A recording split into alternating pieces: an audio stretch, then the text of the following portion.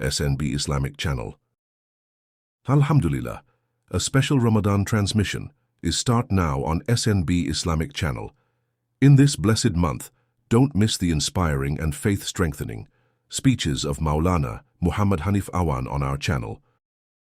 Stay connected with us too. Benefit from the blessings of Ramadan. Watch, listen and share these speeches as much as possible so others can benefit too. May Allah grant us all the ability to earn more good deeds in this Ramadan. Ameen. May Allah grant us all the ability to earn more good deeds in this Ramadan. Ameen.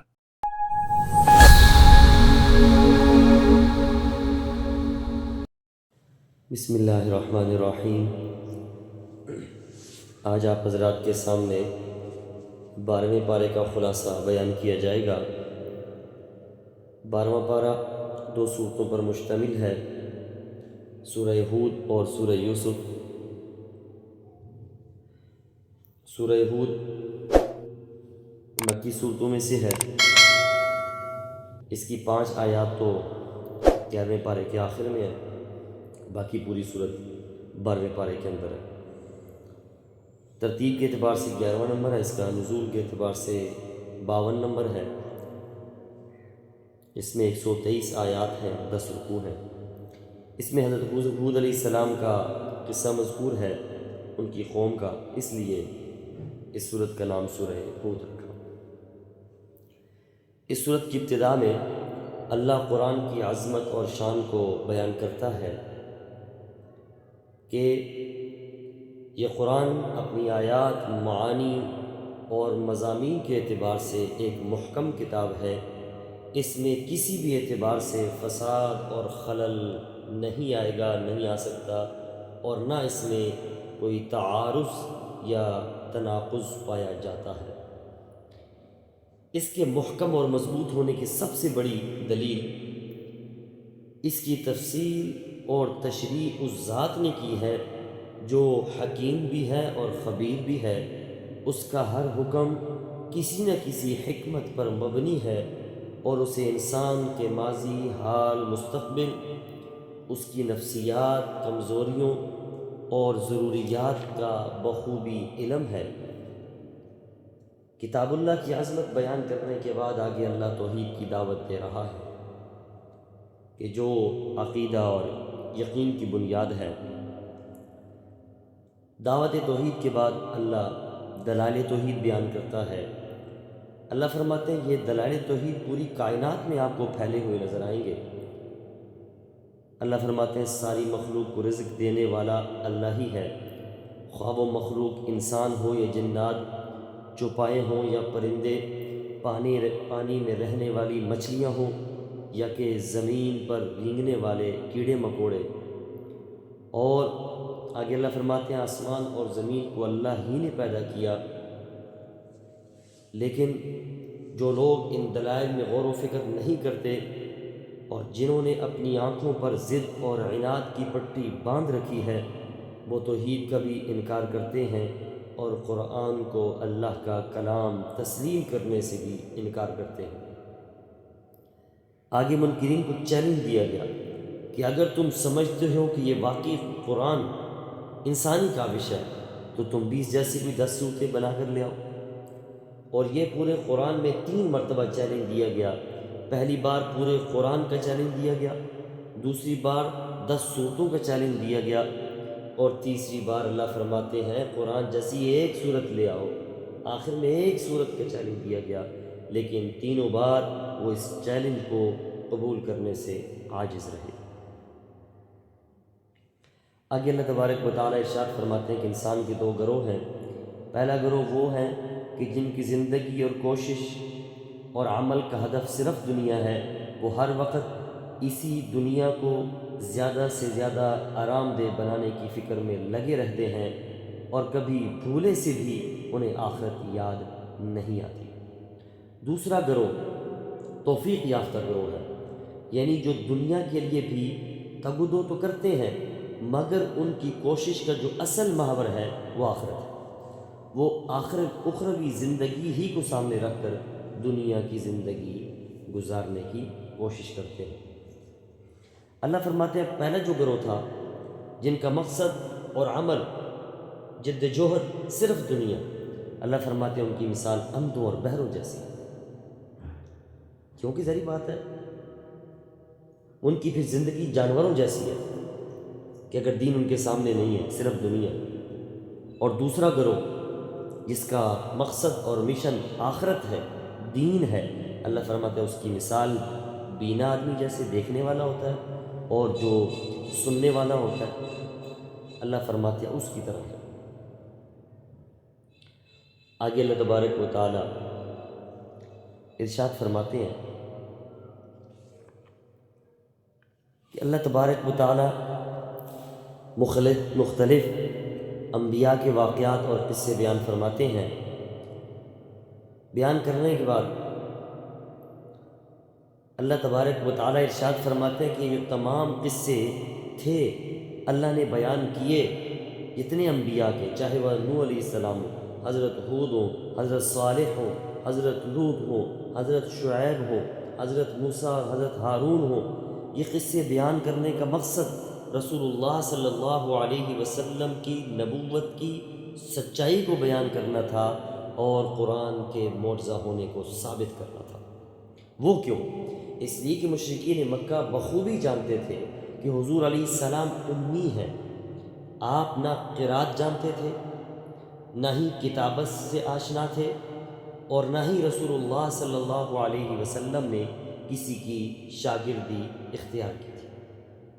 لیکن اس کے باوجود اتنی صحت، باریکی اور کامل درجہ کی درستگی کے ساتھ ان واقعات کو بیان کرنا وحی کے بغیر کیسے ممکن ہو سکتا ہے؟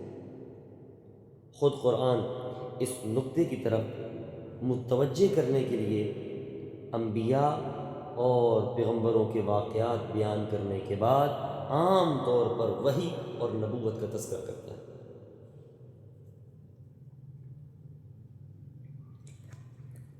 آگے اللہ تبارک و تعالی ارشاد فرماتے ہیں کہ جو واقعات بیان ہوئے ان میں تمہارے لیے عبرتیں بھی ہیں، نصیحتیں بھی ہیں۔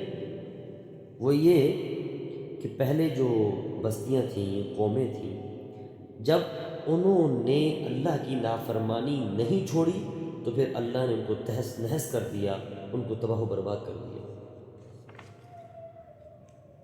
تو اس لیے اللہ فرماتے ہیں آپ اس سے عبرت حاصل کریں اور دین پر استقامت اور ثابت قدمی کے ساتھ چلتے رہیں اور ہمیشہ اللہ کو اور پیغمبر کو سامنے رکھیں۔ آگے اللہ تبارک و تعالی ارشاد فرماتے ہیں کہ ان واقعات کے بیان کرنے کے بعد رسول اللہ صلی اللہ علیہ وسلم کو اللہ استقامت کا حکم دیتے ہیں، جو کہ حقیقت میں پوری امت کو حکم ہے، اور استقامت کا مظاہرہ کرنا، یعنی ثابت قدمی کا مظاہرہ کرنا، یہ ایسا حکم ہے جس کا تعلق عقائد کے ساتھ بھی ہے، اقوال کے ساتھ بھی ہے، اعمال کے ساتھ بھی ہے اور اخلاق کے ساتھ بھی ہے۔ اور یاد رکھیے استقامت کوئی آسان چیز نہیں ہے، انتہائی مشکل صفت ہے جو اللہ کے مخصوص بندوں کو ہی حاصل ہوتی ہے۔ اور استقامت کا کیا مطلب ہے؟ پوری زندگی ان تعلیمات کے مطابق گزاری جائے جن کے مطابق گزارنے کا اللہ نے حکم دیا ہے۔ حضرت ابن عباس رضی اللہ تعالی عنہما فرماتے ہیں کہ حضور علیہ السلام پر اس آیت سے زیادہ کوئی سخت آیت نازل نہیں۔ صحابہ کرام نے ایک موقع پر سفید بال دیکھے تو عرض کیا رسول اللہ آپ پر بڑھاپا بڑی تیزی سے آ رہا ہے، تو حضور علیہ السلام نے فرمایا مجھے ہود اور اس جیسی صورتوں نے بوڑھا کر دیا ہے۔ علماء کہتے ہیں آپ کا اشارہ سورہ ہود کی اسی آیت کی طرف تھا جس میں اللہ تبارک و تعالی نے رسول اللہ صلی اللہ علیہ وسلم کو استقامت کا حکم دیا۔ اور یہ ذہن میں رکھیے استقامت یہ عین کرامت ہے۔ یقین جانیے، لوگ کہتے ہیں نا کہ فلاں بزرگ ہے، یہ کرامت ظاہر ہوئی، یہ کرامت، یقین جانیے استقامت سے بڑی کرامت ہے ہی نہیں۔ سب سے بڑی کرامت کسی کی دیکھنی ہو تو اس کی استقامت کو دیکھ لو۔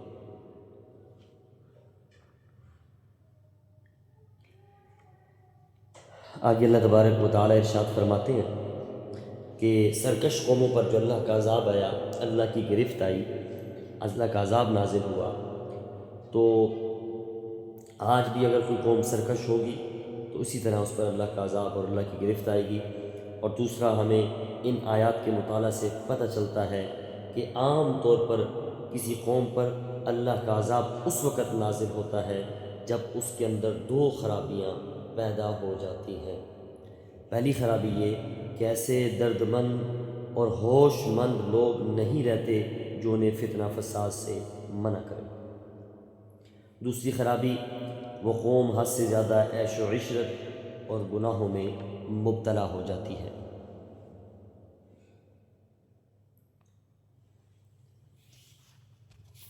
آخر میں صورت کے اللہ تبارک و تعالی پھر رسول اللہ صلی اللہ علیہ وسلم اور اہل ایمان کو تسلی دے رہے ہیں۔ صبر اور استقامت کے پہلو کو اللہ تبارک و تعالی بیان فرما رہے ہیں۔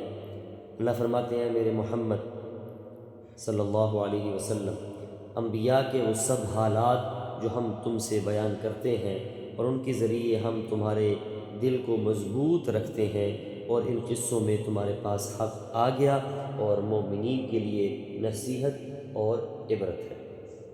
یعنی تسلی بھی دی کہ اگر آپ کوئی جھٹلاتے ہیں کوئی بات نہیں، پہلے انبیاء کو بھی جھٹلایا گیا، اور پھر استقامت کا بھی مظاہرہ کرنے کا حکم دیا گیا اور صبر کا حکم دیا گیا۔ آگے سورہ یوسف ترتیب کے اعتبار سے 12واں نمبر ہے اور نزول کے اعتبار سے 53 نمبر ہے۔ مکی صورتوں میں سے ہے، 111 آیات ہیں، 12 رکوع ہیں۔ اس صورت کے اندر یوسف علیہ السلام کا قصہ بیان کیا گیا، اس لیے اسے سورہ یوسف کا نام دیا گیا۔ قرآن کریم میں دوسرے انبیاء کرام کے واقعات میں تکرار پایا جاتا ہے، لیکن یہ تکرار کھٹکتا نہیں ہے، کیونکہ ہر جگہ آپ کو نئے الفاظ، نئی تعبیر، کوئی نیا سبق، کوئی نئی عبرت، کوئی نئی نصیحت پائی جاتی ہے، آپ کو ملے گی۔ اور پھر یہ واقعات جب ان کو جمع کیا جائے تو پورے واقعات سامنے آتا ہے، لیکن یوسف علیہ السلام کے واقعے میں تکرار نہیں ہے۔ یہ واقعہ اول سے آخر تک پورے کا پورا سورہ یوسف میں ہی مذکور ہے، اور دوسری صورتوں میں حضرت یوسف علیہ السلام کا نام تو آیا ہے، لیکن ان کے واقعے کا کوئی چھوٹا سے چھوٹا حصہ بھی کسی دوسری صورت میں ذکر نہیں کیا گیا۔ اور مخالفین کو ان کے عجز کو بیان کیا گیا کہ اہل مخالفین نہ تو قرآن کے مقرر جو حصے تھے ان کا مقابلہ کر سکے، اور نہ جو غیر مقرر، یعنی بار بار ان کو ذکر نہیں کیا گیا، ایک جگہ کو قصہ مذکور ہے، اس کا بھی مقابلہ نہیں کر سکے۔ اور پھر